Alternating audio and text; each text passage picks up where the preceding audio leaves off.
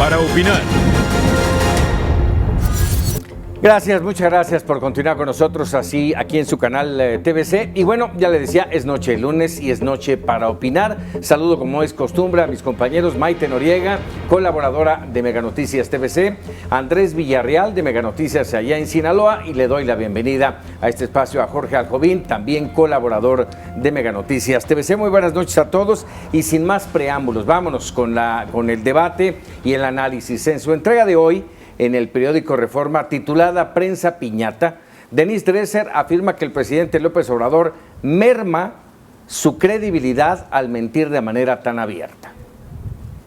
Cuando AMLO agrede a la prensa, da permiso para que otros lo hagan también, como se lo ha reclamado artículo 19. Cuando el presidente denuestra a un contrapeso, lleva a que sus seguidores se sumen de manera inmisericorde. Cuando exige derecho de réplica, lo hace desde el púlpito más poderoso del país. Y cuando miente, socializa la mentira, la vuelve verdad oficial.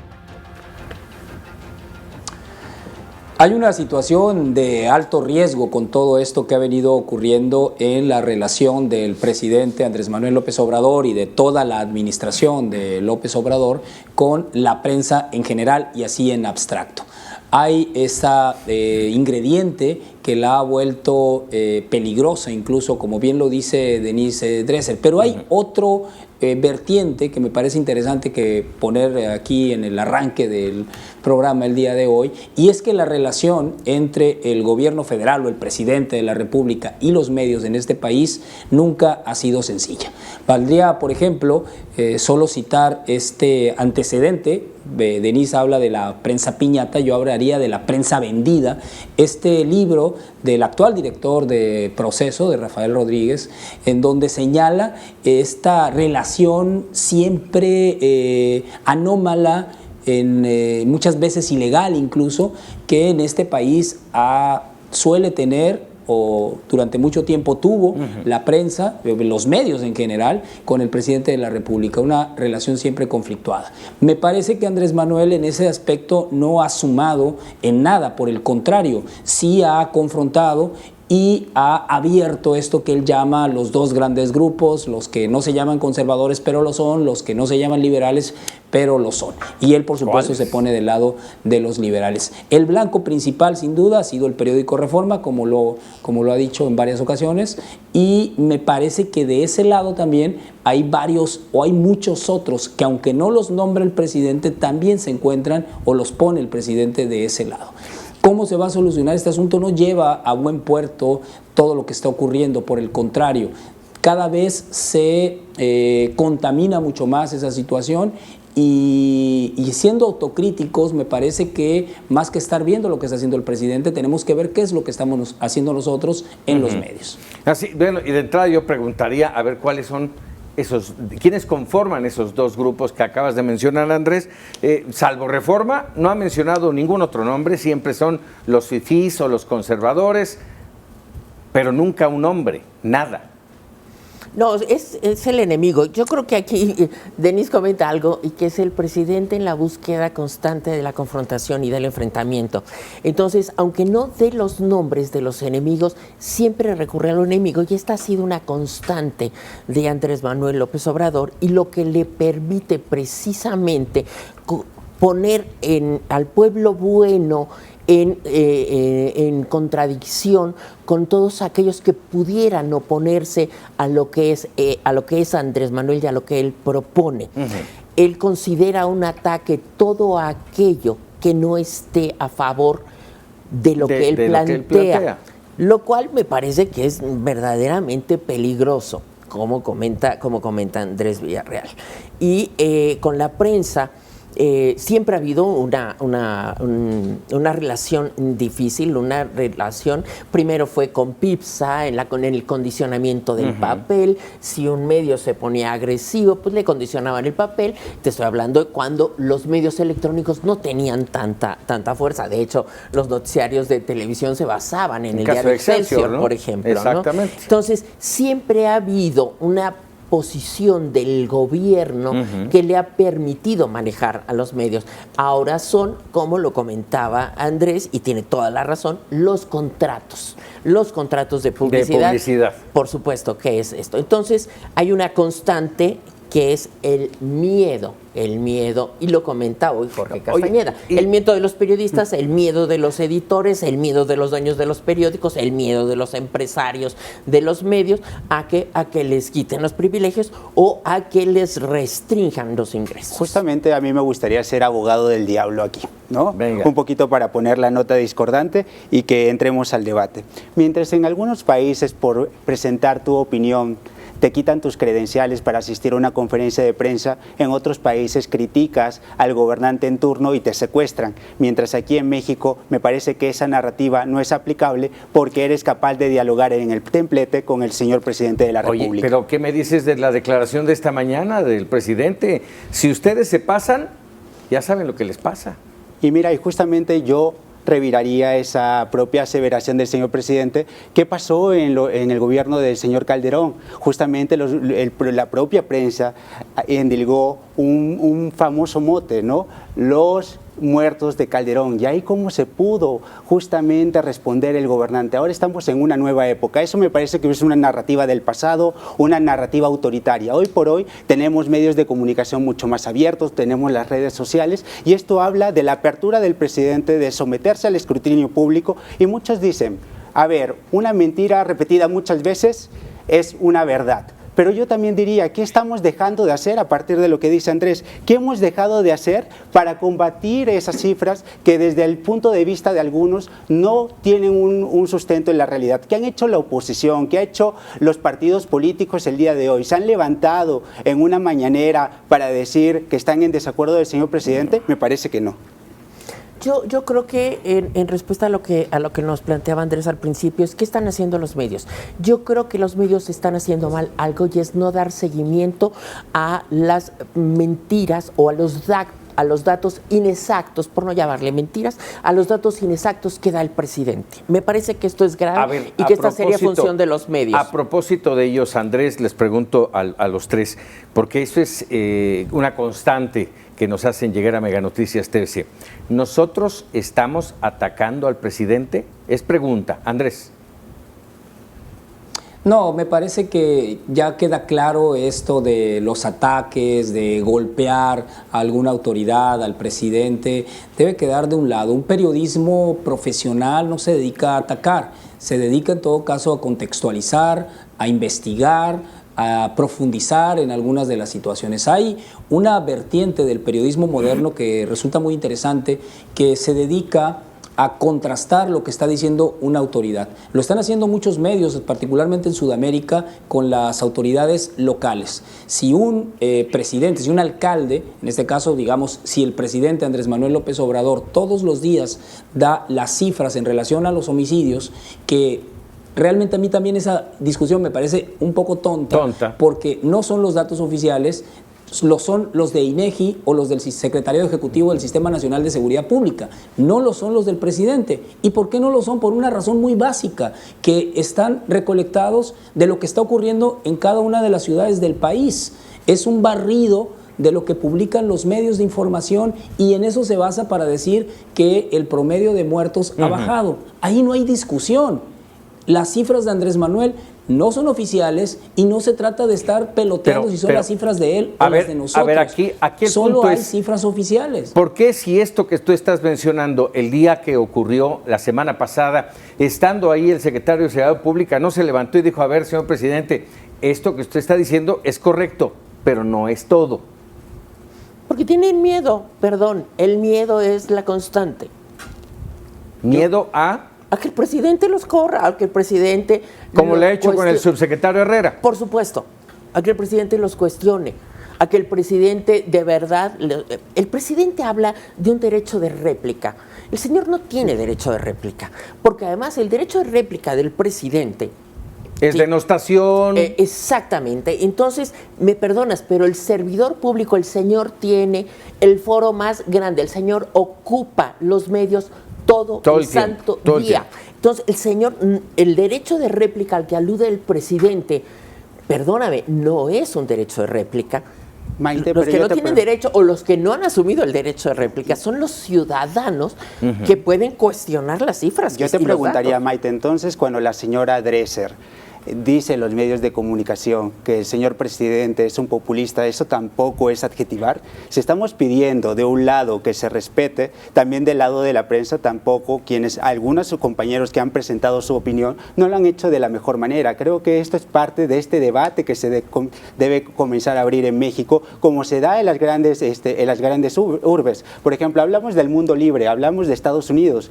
¿Cómo no se han enfrentado al presidente Trump? Y allá sí hay una total falta de libertad de expresión cuando el presidente Trump dice a este periodista no entra a esta conferencia de prensa. Entonces me parece que estamos exagerando porque en el propio artículo de Dresser se señala lo siguiente: hay una vulneración a la libertad de expresión. Me parece que no, estamos muy lejos de eso. Y también decir, a partir de lo que se comentaba aquí en la mesa, contextualicemos efectivamente qué revelan estos informes, estas cifras.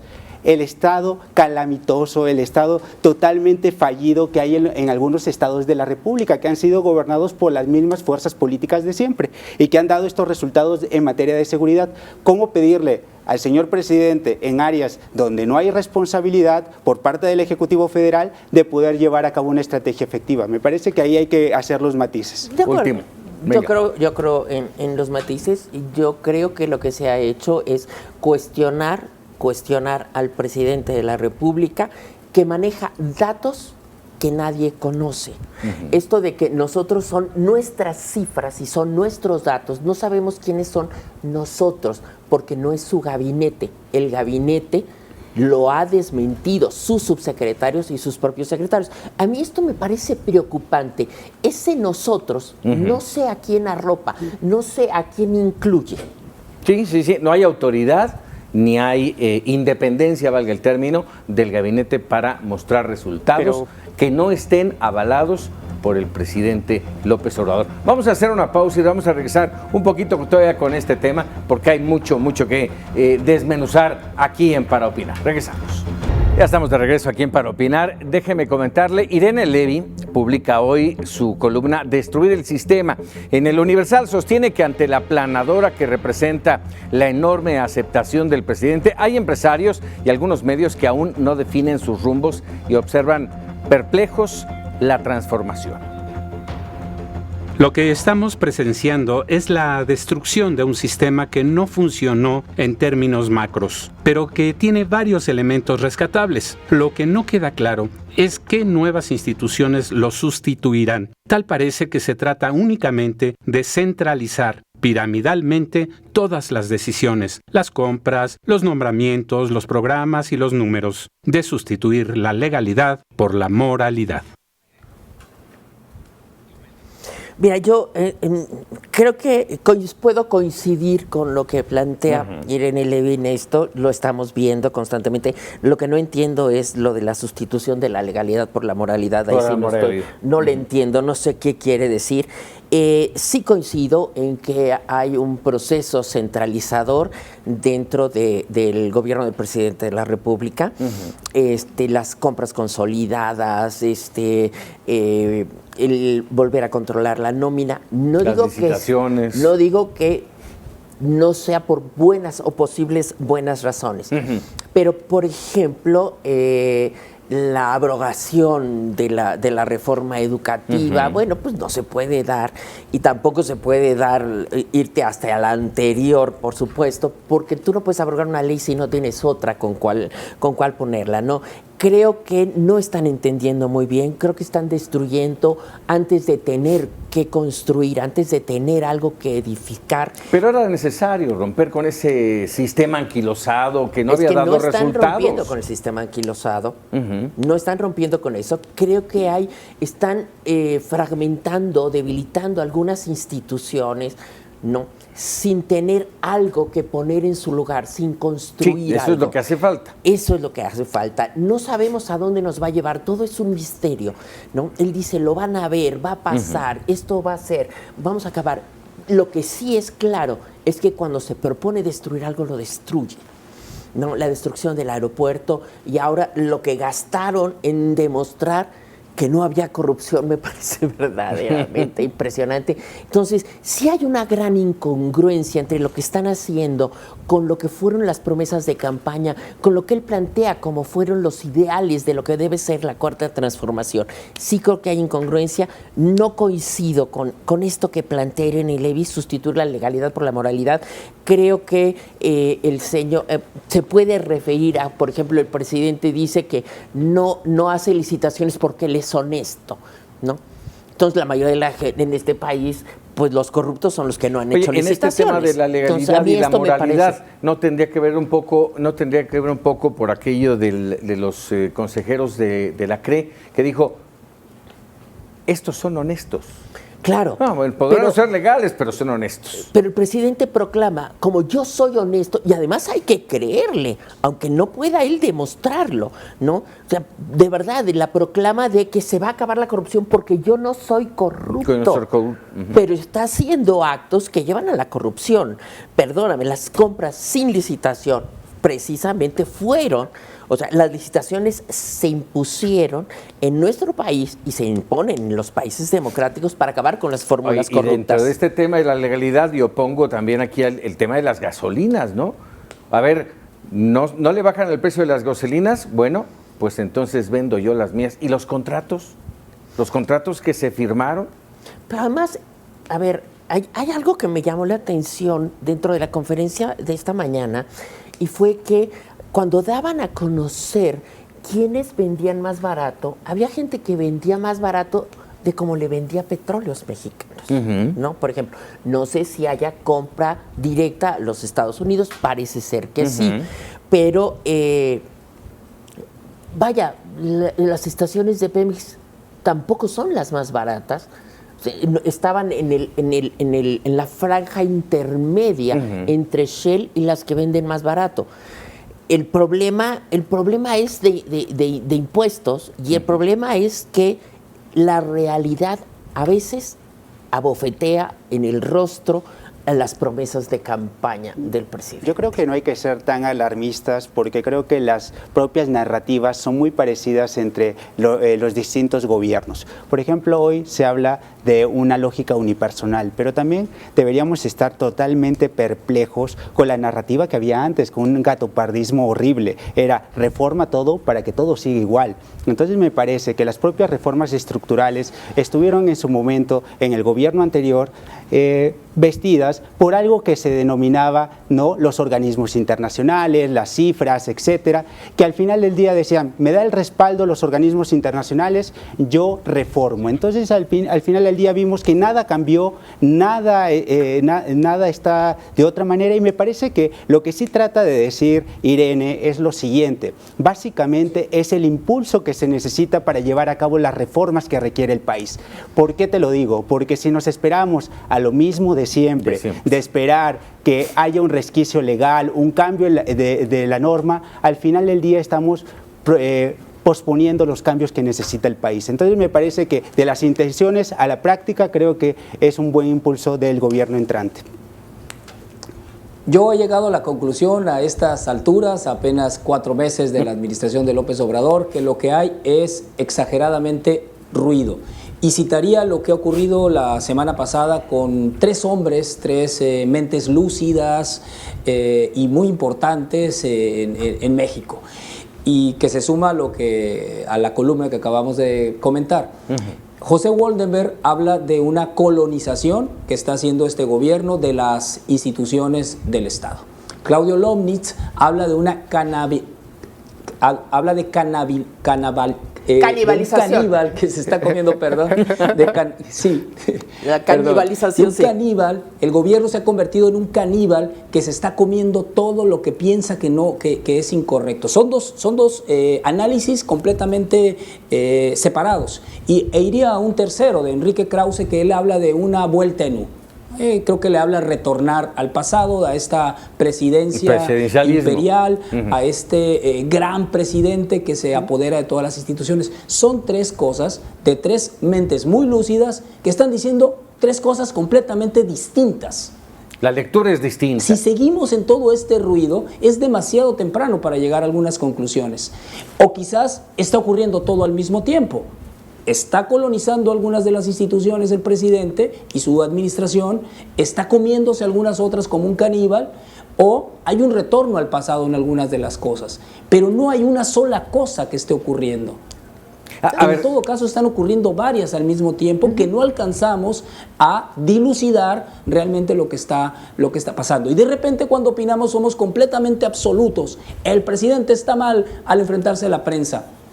Yo creo, sin embargo, que este enfrentamiento tiene sus matices, que el presidente puede decir muchas cosas, pero creo que la prensa, se decía hace rato que por qué Denise llama populista al presidente y tiene que defenderse. No, yo creo que la prensa, como se ha dicho muchas veces, y creo que a Aguilar Camín le escuché esta frase, debe ser dogmática con los hechos y libertina con las opiniones. Cualquiera puede opinar lo que sea. La Constitución lo establece. El presidente no tiene por qué decir yo garantizo la libertad de expresión. No, lo garantiza la Constitución. La Constitución. No el presidente. Así es, así es. Coincido con lo que dice él. O sea, el texto de Woldenberg es impecable. Sí, bueno, los tres textos son impecables y hablan, a final de cuentas, hablan de diferentes cosas y a final de cuentas es lo mismo. En una misma dirección. Van en una misma dirección. Por ejemplo, si te das cuenta de que hay un afán, a lo mejor no es del presidente, y esto es algo que sucede siempre en los entornos del poder. A lo mejor el presidente no quiere dominar los tres poderes, pero los demás le están diciendo, no te preocupes, yo te voy a conseguir que la Suprema Corte también sea tuya y voy a promover una nueva sala anticorrupción. Cuando esa no es función de la Corte, la función de la Corte Monreal, es la constitucionalidad. No, yo no hablo de Monreal, ni hablo precisamente de esto. Entonces, sí te das cuenta de que a lo mejor no es instrucción del presidente, pero están aquellos que de verdad tienen la cerviz muy blandita y que les va a doler la espalda al rato. Pero no será una falta de capacidad de construir justamente instituciones, no solamente en este sexenio, sino de que viene desde muchos años atrás. Al final encontramos una Corte debilitada, un poder judicial que cada día ha ido perdiendo legitimidad, y entonces me parece que son culpas compartidas y hoy estamos pagando los platos rotos. Pero hay que fortalecerla, no debilitarla, no volverla a una parte. Hay muy buenas instituciones, o había, ya no sé. No existen, y eso le ha dado soporte al país. Muy buenas instituciones con un sistema interno, llámese personas, ¿sí? Carcomidas, corruptas, y eso es lo que había que solucionar. No terminar de tajo con este. Mira, Paco, yo te diría lo siguiente, justamente si queremos evitar este desmantelamiento de las instituciones, también como oposición, como medios de comunicación, vamos dando propuestas concretas. Por ejemplo, en el caso de la Suprema Corte, nos quejamos de que hay un aumento de los ministros, que hay una propuesta, pero ¿por qué también no ha habido una propia respuesta contundente por parte de la oposición? Y no solamente, digamos, la respuesta más contundente vino del propio gobierno, de Olga Sánchez Cordero. Y habría que decir, ¿por qué no establecemos una cuota de personas que vengan del propio Poder Judicial de la Federación dentro de esos ministros, independientemente del número? Por ejemplo, ese puede ser un buen mecanismo. Y a partir de lo que hablábamos en el bloque anterior, ¿por qué no creamos también un testeo de las noticias falsas? Si lo creamos para el proceso electoral, hagámoslo institucionalizado, que todos lo sepamos, porque el día de hoy no se le da un seguimiento puntual. El punto es que la gente lo acepte. Lo y Animal Político, junto con Mega Noticias TVC, también lo estamos haciendo. También lo están haciendo.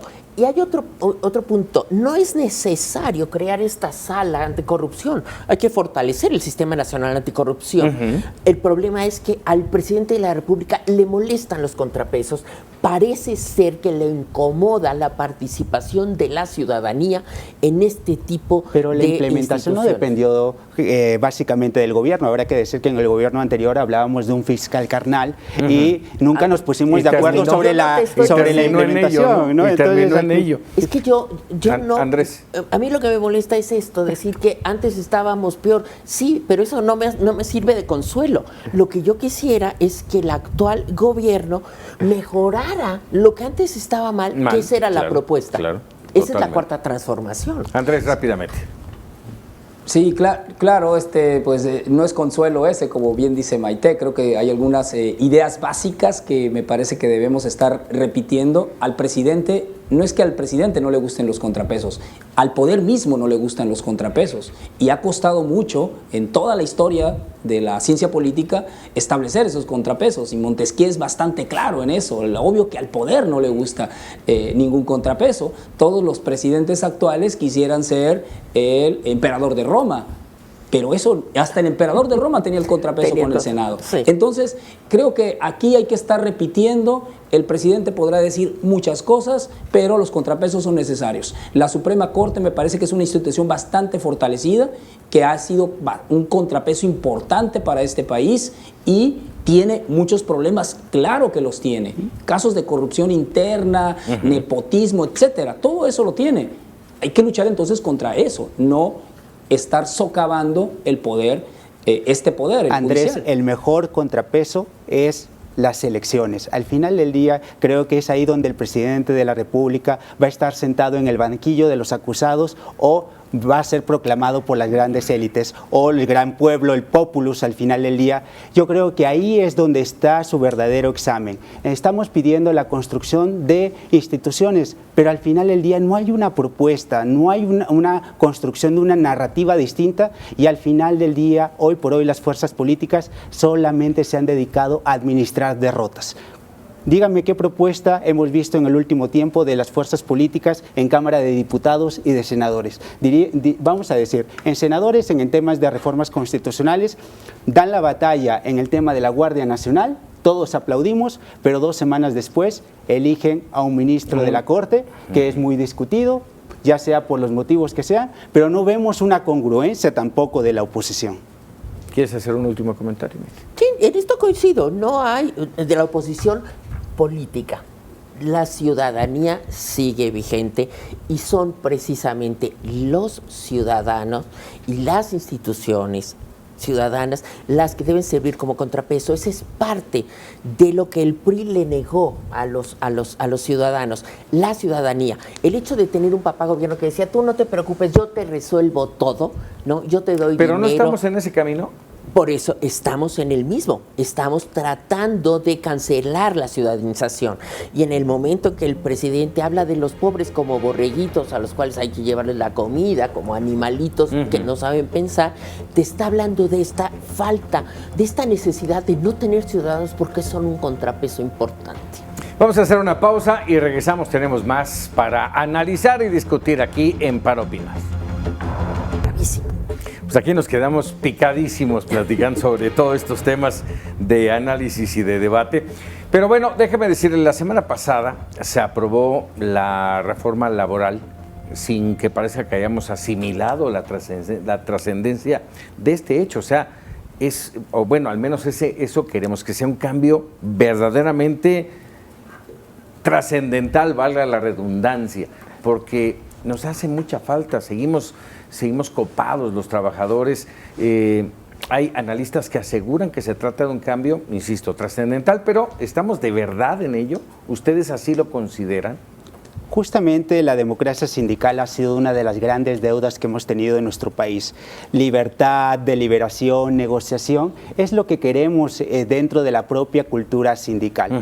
El gran antídoto para mí, el gran testeo de esta propia reforma laboral será no solamente la aprobación como una ley, como una reforma, sino que creo que el gran antídoto es ver que no tendremos líderes sindicales de siempre, como una Elvester, como ahí van a estar, ese es el gran problema. Ya quisiéramos eso, y justamente lo ha dicho la propia Nancy Pelosi aquí, que nos gusta mucho citar a los organismos internacionales, a las figuras extranjeras, funcionarios de Estados Unidos. Efectivamente, señala, no voy a confiar solamente en la reforma, sino que quiero una implementación real de las reformas en México. Pero también debemos ser justos con el gobierno. No solamente es una presión por parte del propio TEMEC, sino es que se inscribe en lo que se denomina este proyecto de la cuarta transformación, donde la corrupción no tiene lugar, con 4 reformas fundamentales, Paco, te lo digo.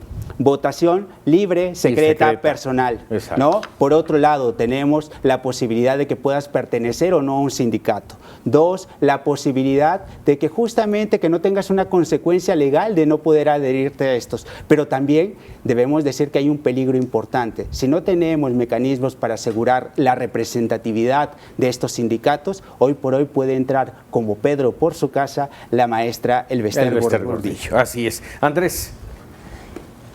El término de reforma, desgraciadamente en México lo tenemos tan desgastado que cada vez que hablamos de una reforma, a la vuelta de un tiempo muy corto, estamos hablando de otra reforma. Y más aún en el sexenio pasado de Enrique Peña, cuando realmente las reformas estructurales fueron reales en cierto sentido.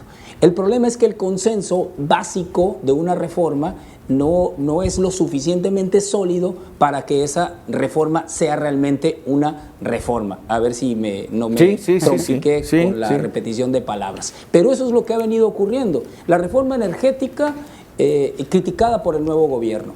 La reforma educativa la va a revertir. Ahora la reforma laboral, no hace mucho se reformó una reforma laboral, ahora otra reforma laboral. Tenemos un problema en el consenso.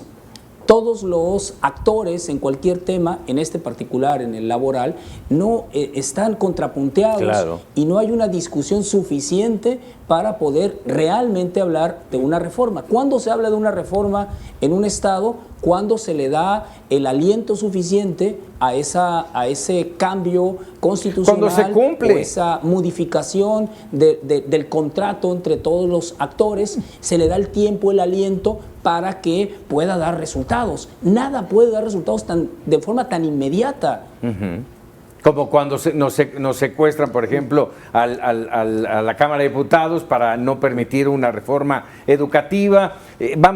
No permitimos, hacemos una reforma que además muchas de las leyes mexicanas son muy buenas, pero no se llevan a cabo, no se cumplen por una u otra razón. Yo creo que los mexicanos de verdad tenemos un conflicto con la legalidad.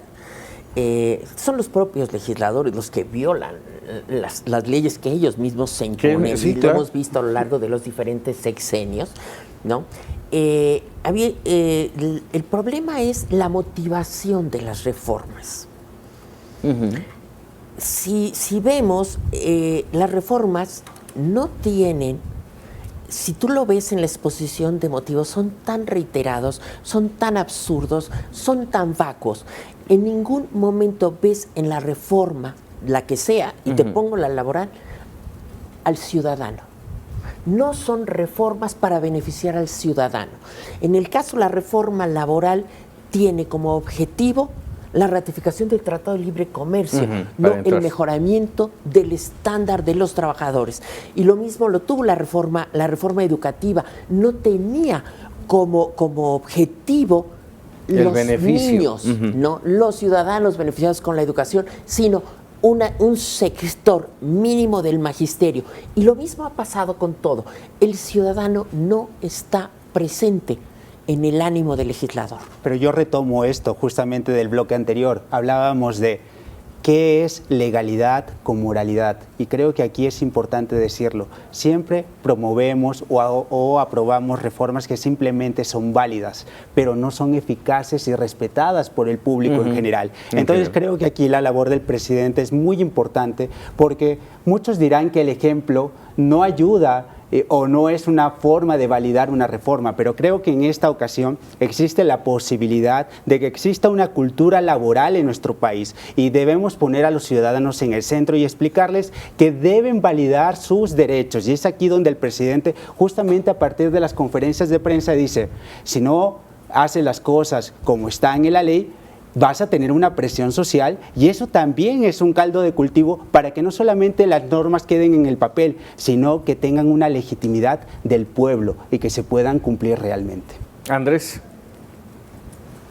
Yo creo que yo estoy en desacuerdo contigo, Paco, que acabas de decir que tenemos leyes muy buenas. Esta justamente, la laboral, me parece que tiene mucho tiempo que no responde. No creo que lo más importante sea la democracia dentro de los sindicatos. Es un elemento, sin duda, pero me parece que desde los últimos 30 años los salarios y las condiciones laborales de la gran mayoría de los trabajadores son completamente paupérrimas. La gran mayoría lo que tiene que hacer es buscar por lo menos otro trabajo para poder realmente sacar adelante un ingreso suficiente. Eso nos lleva a que tenemos problema dentro de las empresas. La gran mayoría de las empresas paga tan poco que le es imposible a ese trabajador poder salir adelante. No hemos logrado dar ese salto de mejorar las condiciones y los ingresos de los trabajadores. Si una ley y una reforma laboral está apuntando primero a la democracia sindical o a cualquier otra cosa que no sea esa, pues entonces está mal desde la base. Bueno, pues el mejor ejemplo de lo que acabas de decir es que esta reforma laboral no toca el tema de los salarios. No lo toca, simple y sencillamente está fuera de su objetivo. Y tienes mucha razón. Cuando yo me refiero que tenemos muy buenas leyes, en el papel son excelentes las leyes y dices, esto sí me gusta, esto sí le conviene a México. Pero la realidad es que en la práctica no se llevan a cabo. Por eso digo esa diferencia. Ahora, yo te digo, esta ley va a aplicar a las personas que tienen un empleo formal. La mayor parte de las personas en este país no tienen un empleo formal. El gobierno viola sus propias leyes. La mayoría de los trabajadores no tienen prestaciones sociales, incluso en el gobierno, porque trabajan por honorarios. Así es. Entonces, si te pones a ver, no está el ciudadano en el centro del debate de las reformas. Pero justamente si tú revisas y durante mucho tiempo los primeros evasores eran los funcionarios públicos. Se pagaban un salario muy bajo y todo lo demás era por la vía de compensaciones. El Estado mismo no ha puesto el ejemplo y lo que dice Maite es básico. Las áreas de salud están llenas de trabajadores que están en la informalidad. Hoy tienes a los maestros, hoy tienes a los médicos que van a hacer un paro. Miren, y justamente en ese ánimo también, que criticamos mucho al señor presidente de la República, pero veamos alguna de las cosas. Decimos que quiere centralizar todo, pero cuando vemos esta reforma laboral, vemos que hay una judicialización real de estos juicios. Cuando vemos por qué se creaban las clientelas en este país, porque las juntas de conciliación y arbitraje federal y local eran simplemente un espacio para acordar en una total situación de desventaja entre empleador y trabajador. Entonces creo que es importante en este sentido resaltar que justamente los salarios no han mejorado en este país cuando vemos muestras del propio INCO donde señala que el 5 o 2% de los casos, en algunas ocasiones habla, que llegan a una sentencia. Imagínate, llegan a acuerdos, porque justamente la gente necesita comer en el día a día y debe aceptar acuerdos leoninos por parte de la autoridad. Entonces creo que efectivamente tenemos normas muy buenas, por eso coincido en esa parte con Paco, porque si tú lees justamente el diario cómo creamos nuestra Constitución, fuimos alabados por todo el mundo durante el siglo XIX por nuestras reformas laborales, siglo XIX, siglo XX, y hoy por hoy necesitamos un cambio, pero también habrá que decirlo, hay necesidad de judicializar y de que por la puerta del derecho laboral también entre lo que se denomina Estado constitucional de derecho, y eso no existe en este país. Lo mencionaban, yo creo que es grave lo que pasa. Hoy tenemos el problema de los médicos a los que no se les ha pagado y el presidente dice que no pagarles a los médicos es pecado, que incluso él lo buscó en la Biblia. Me parecen argumentaciones de verdad que nada tienen que ver con la legalidad y que no abonan en la institucionalidad de nuestro país. A mí esto me preocupa, la falta de institucionalidad que no se está reforzando, no estamos abonando por una institucionalidad. A mí me preocupa que el presidente diga que la falta de pagos es un pecado, cuando va más allá de eso. Tenemos un sistema de salud que está en un estado de precariedad infinita, tenemos un problema con las medicinas y ahora resulta que a los médicos no les pagan y los médicos reclaman porque a los ninis ya se les empezó a pagar. Y a los médicos no se les paga después de 6 años de preparación.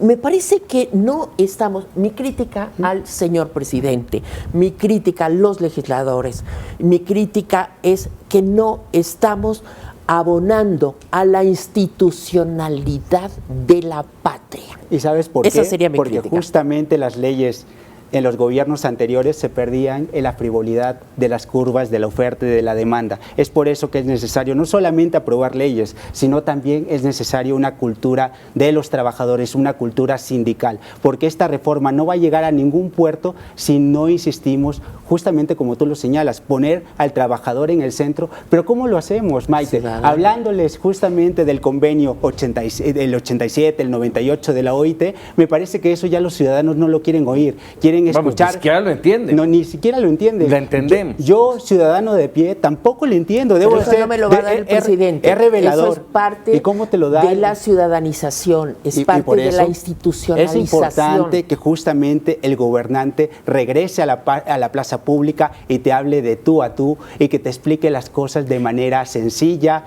rápida. Pero y que te eficaz. las explique. Que te las explique. ¿Me perdonas? Es algo que no está haciendo el jefe del Ejecutivo. De verdad, no está explicando. Creo que buena parte de esto es acaparar la atención. ¿Para qué? Para que la gente no se preocupe o no se ocupe de darle Pero ¿de seguimiento quién a lo es que la está pasando. responsabilidad? Volvemos al mismo Por sentido. eso te digo, la responsabilidad es ciudadana. Yo tengo que buscar la información. Claro. Y los propios sindicatos y la propia gente. Es institucionalización y ciudadanización, profesionalización ciudadana. Así es. Andrés.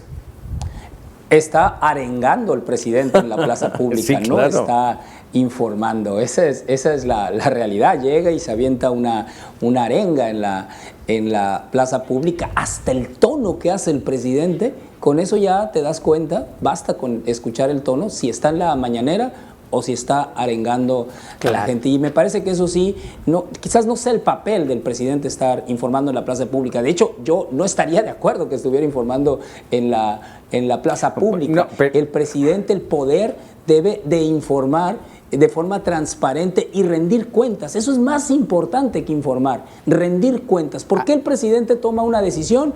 ¿Por qué toma como decisión A y no B y no C y no D?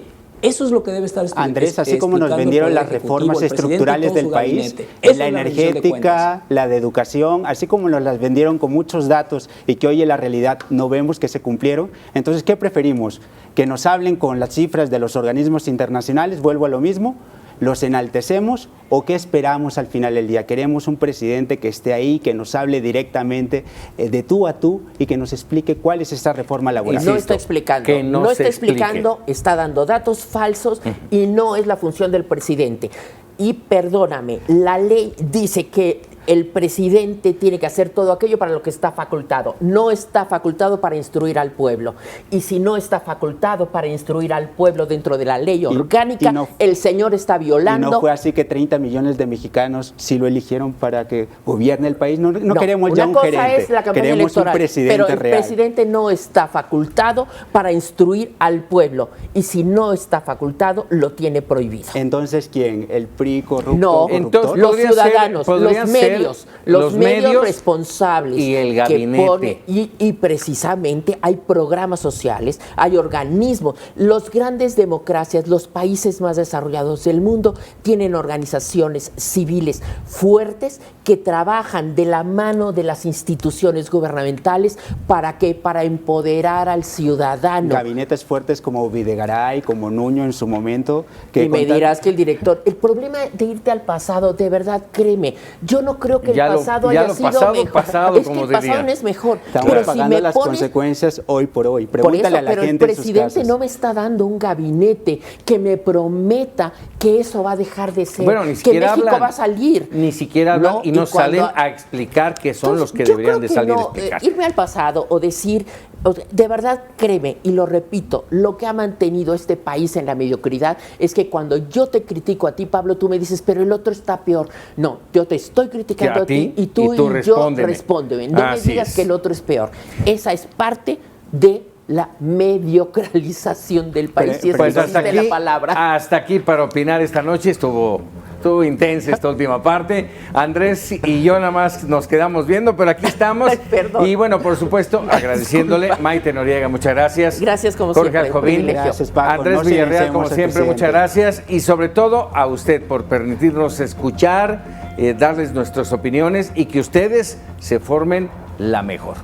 Vámonos ahora con los memorables. Les recuerdo que nos vemos el próximo lunes.